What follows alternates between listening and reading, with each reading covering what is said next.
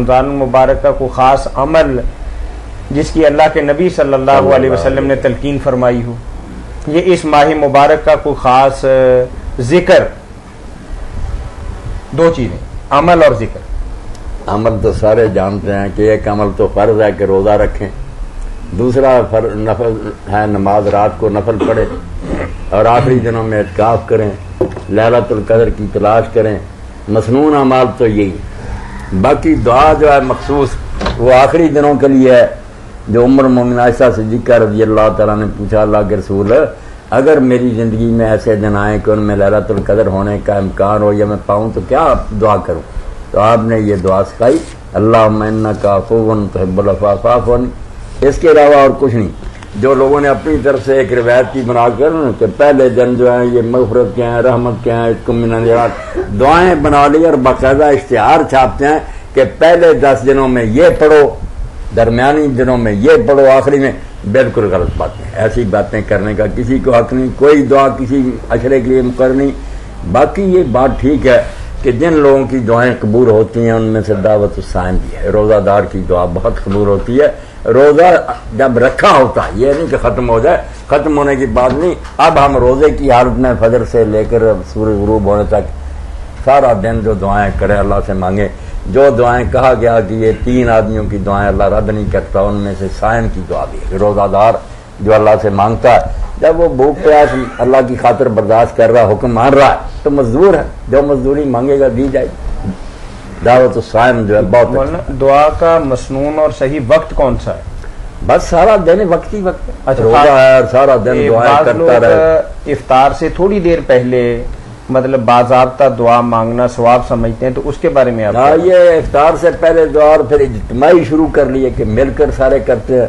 اسی طرح دین میں بدعت جنم لے لیتی ہیں کہ اپنی طرف سے دین بن جاتا ہے، کوئی ایسی بات نہیں۔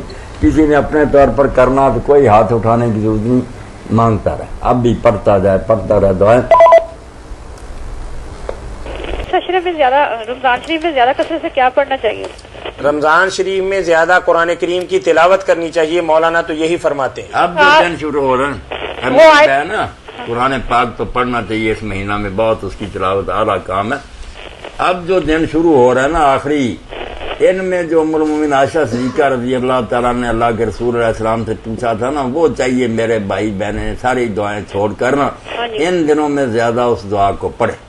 انہوں نے پوچھا تھا کہ یا رسول اللہ اگر میری زندگی میں یہ راتیں آئیں جن میں امکان ہے کہ لیلۃ القدر ہو، تو آپ نے فرمایا یہ پڑھنا اللہم انک عفو تحب العفو فاعف عنی۔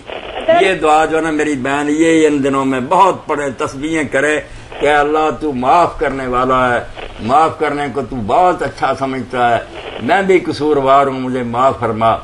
اور ایک دعا جو ہے نا چلو اب وقت یہ ذرا لکھوا دیں، اللہم انک عفو عین فے وا، عفو واو پر شد آ جائے گی نا، دو عفو درگزر اردو کا ہی لفظ ہے نا، عین فے واو، عین پر زبر، فے پر پیش، پھر وا پر بھی شد اور 2 پیش ہیں۔ انک عفو انک عفو تحب العفو، تحب آگے عفو، تحب العفو فاعف عنی۔